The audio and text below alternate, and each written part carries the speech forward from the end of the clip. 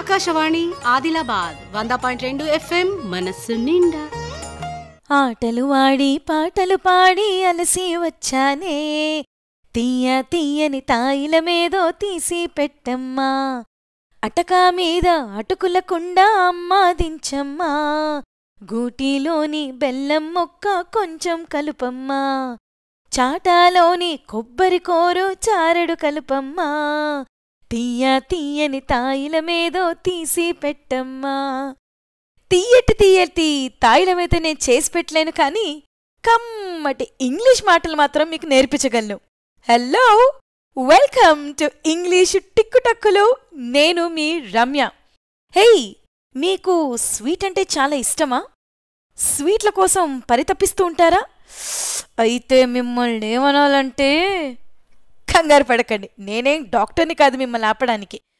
ఒక super duper phrase ఉంది మీ గురించి చెప్పడానికే.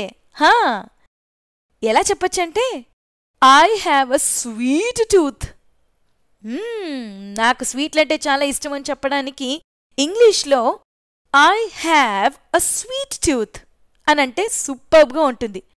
TOOTH, టూత్ అంటే పన్ను. బహువచనం టీత్, TEETH, పళ్ళు. అలా అని చెప్పి నాకు చాలా ఇష్టం రమ్య స్వీట్స్ అంటే, ఐ హ్యావ్ స్వీట్ టీత్ అనొచ్చా అంటే నా అనకూడదు. స్వీట్ టూత్ అంటుంటేనే తెలిసిపోతాను మీకు ఎంత ఇష్టమో స్వీట్స్ అని. Okay, I have a sweet tooth. My sister has a sweet tooth. My father, though he's diabetic, he still eats sweets because he has a sweet tooth. Though I have a sweet tooth, I can't really eat many sweets because I'm on diet. కొన్ని తెచ్చుకునే కష్టాలు, కొన్ని తెచ్చుకున్నవి తినడం వల్ల వచ్చే కష్టాలన్నమాట. So ఈ diet పుణ్యమాన్ని చాలామంది చాలా ఫోర్గో అయిపోతూ ఉంటారు. ఫోర్గో అంటే వదిలేయడం, సాక్రిఫైస్ చేసేయడం. ఓకే, సో మీ సంగతి ఏంటి? Do you have a sweet tooth? చూసారా, అ స్వీట్ టూత్ అండ్ దాని ముందర హ్యావ్ కానీ హ్యాజ్ కానీ వాడుతున్నాం.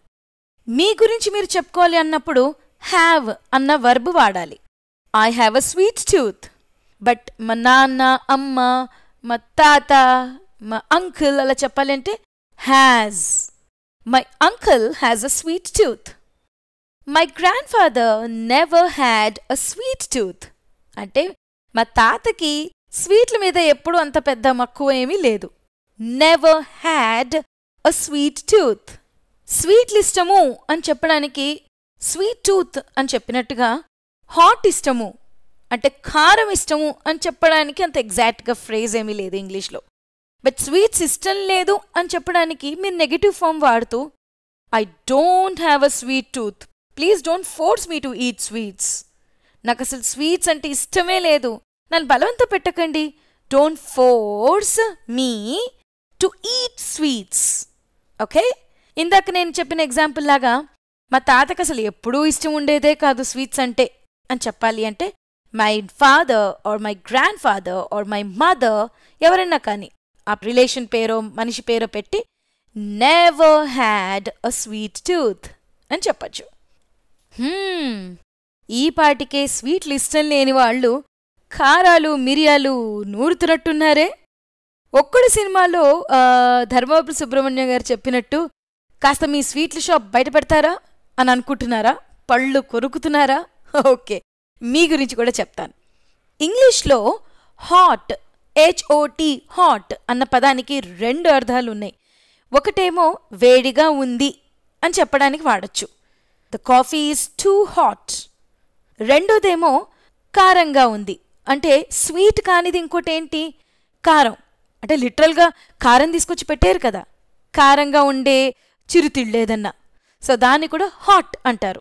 ఓకే, సో మనకి ఏదైనా ఫంక్షన్స్ అయితే స్వీట్ అండ్ హాట్ 2 పెడతారు.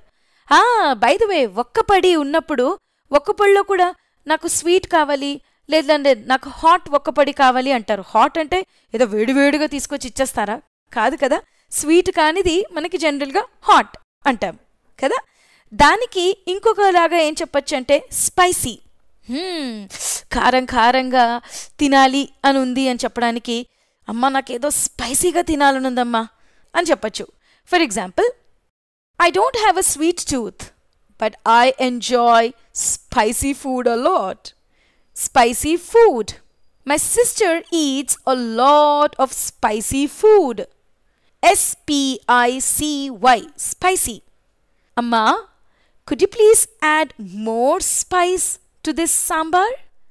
Spice అంటున్నాను అక్కడ. SPIC. Spice అంటే కారం. Spicy అంటే కారంగా ఉంది అని చెప్పడానికి. ఓకే, ఒకటేమో నౌన్, ఇంకోటేమో అడ్జెక్టివ్. అమ్మా, could you please add more spice to this chutney? చాలా బ్లండ్గా ఉందమ్మా, చప్పగా ఉందేందమ్మా బాబు, కాస్త ఏదైనా కారం వేయి. Could you please add a little spice? Could you please add more spice? Could you please add some more spice to this chutney? ఇంకో example, please make it more spicy for me. నేను కారం తినగలను, నాకు కొంచెం ఎక్కువ కారంగానే చెయ్యండి. Make it more spicy. Spice అంటే కారము, స్పైసీ అంటే కారంగా ఉంది అని చెప్పడం. Got it? ఓకే, స్వీటు పెట్టాను, హాటు పెట్టాను. స్వీట్ అండ్ హాట్ పెట్టినంత మాత్రాన టేస్టీగా ఉండాలి అనేం లేదు కదా రూలు. బ్లండ్గా కూడా ఉండొచ్చు కదా. ఎటువంటి రుచి పచి లేకపోతే దాన్ని ఏమనాలి? BLAND, blonde. ఆ ఫంక్షన్లో ఫుడ్ ఏందిరా నాయన, అంత చప్పగుంది, అసలు కారం లేదు, ఉప్పు లేదు, టేస్టే లేదు అని చెప్పడానికి BLAND, బ్లండ్ అన్న వర్డ్ వాడచ్చు. The food in that function was two blonde. I did not enjoy it. నేను అసలు ఎంజాయ్ చేయలేదు. హే, బై ద వే, భోజన ప్రియుల్ని ఏమంటారు తెలుసా ఇంగ్లీష్లో? ఫూడీ అంటారు. వీళ్ళకి అరే అక్కడ తిందాంరా, దోశ అయితే అక్కడ బాగుంటుందిరా, అరే ఉలవచారు తినాలిరా, అరే ఇక్కడికి వెళ్దాంరా అని బొమ్మరిల్లు సినిమాలో హాసిని సిద్ధార్థని తిప్పినట్టు వాళ్ళు ఒక్కొక్క చోట ఒక్కొక్క ఐటెం కోసం వెళ్తారు. వాళ్ళు భలే పర్టికులర్గా ఉంటారు. వాళ్ళని ఏమనాలి? ఫూడీ. అంటే ఏదో నేను అన్నానని వెళ్ళి అనద్దు, కానీ అది మంచి వర్డే. It's not a negative word. My brother is extremely foodie. వాడికి ఇలాంటి రోజు పప్పు చట్నీ కూర నచ్చవు, వాడికి ఏవో స్పెషల్స్ కావాలి. వాళ్ళు తిండిపోతులు కాదు, వాళ్ళకి రుచులు అంటే చాలా ఇష్టం, వాళ్ళు పర్టికులర్గా కూడా ఉంటారు. వాళ్ళని ఫూడీ అంటాం. అచ్చా, తిండిపోతుల్ని గ్లటన్స్ అంటాం. ఏదో బటన్లో ఉంది కదా, GLUTTON, గ్లటన్. బహువచనం అయితే గ్లటన్స్. వాళ్ళు పెద్ద తిండిపోతులు రా నాయన. They are gluttons. My friend is a glutton. He eats anything or everything that comes to his hand. మా ఫ్రెండ్ ఒక తిండిపోతూ, చేతికి ఏం దొరికితే ఎవరేమిస్తే తినేస్తాడు అని చెప్పచ్చు.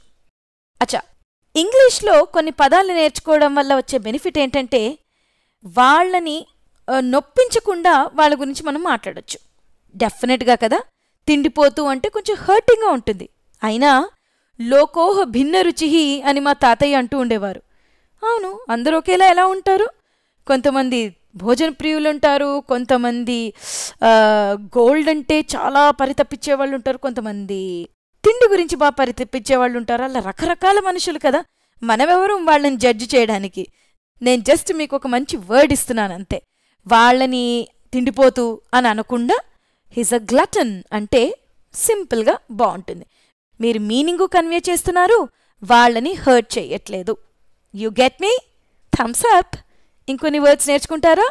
నాకు అసలు ఆకలి వెయ్యట్లేదు అని చెప్పడానికి ఐ హ్యావ్ నో ఎపిటైట్ అని అంటే బాగుంటుంది. అంటే నాకు అన్నం వద్దు, నేను తినను అంటే అమ్మకి నాన్నకి ఎక్కడ లేని కోపం వచ్చేస్తుంది. కష్టపడి సంపాదించి తీసుకొచ్చి వండి పెడితే నీకు దొబ్బిడయో తినడానికి అంటారు.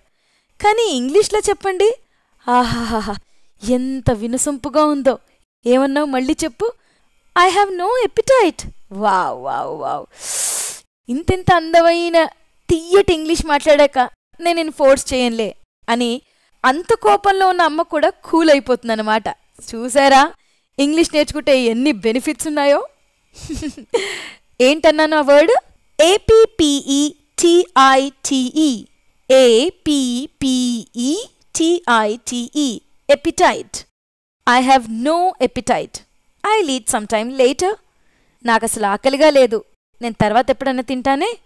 I will eat sometime later. Later. LATER. Later అంటేనే తర్వాత.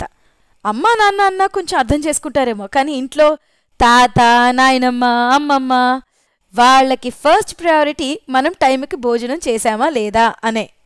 వాళ్ళకేం తెలుసు మంది సమోసా ఆకలో, మంచూరియా ఆకలో, పిజ్జా ఆకలో అని. ఎంతసేపు తిన్నావా, ఏంది తిన్నావా తిన్నావా అని అడుగుతూ ఉంటారు. So sweet. వాళ్ళు కాకపోతే ఎవరు అడుగుతారు చెప్పండి? టైంకి తినాలి, కంటి నిండా పండాలి కదా, అదే వాళ్ళ ఫండా. మేబీ అందుకే వాళ్ళు ఇంకా గట్టిగా ఉన్నారేమో. అండ్ మోర్ దెన్ ఎనీథింగ్, ఎవరినైనా మనం కలిస్తే బాగున్నారా అని ఎంతదిగా అడుగుతామో, వెంటనే తిన్నారా అని ఖచ్చితంగా అడుగుతాం. ఏ టైం కన్నా కలవండి, ఫస్ట్ సెకండ్ క్వశ్చన్స్లో తిన్నావా తిన్నారా అని ఖచ్చితంగా అడుగుతాం. అంత చక్కటి సంస్కారాన్ని అందించిన మన పెద్దవాళ్ళందరికీ థ్యాంక్స్ చెప్తూ ఈ ఎపిసోడ్కి ఇంతే. మరి వచ్చే ఎపిసోడ్లో మళ్ళీ కలుద్దాం. Bye, take care. Akashvani Adilabad 100.2 FM మనస్సు నిండా.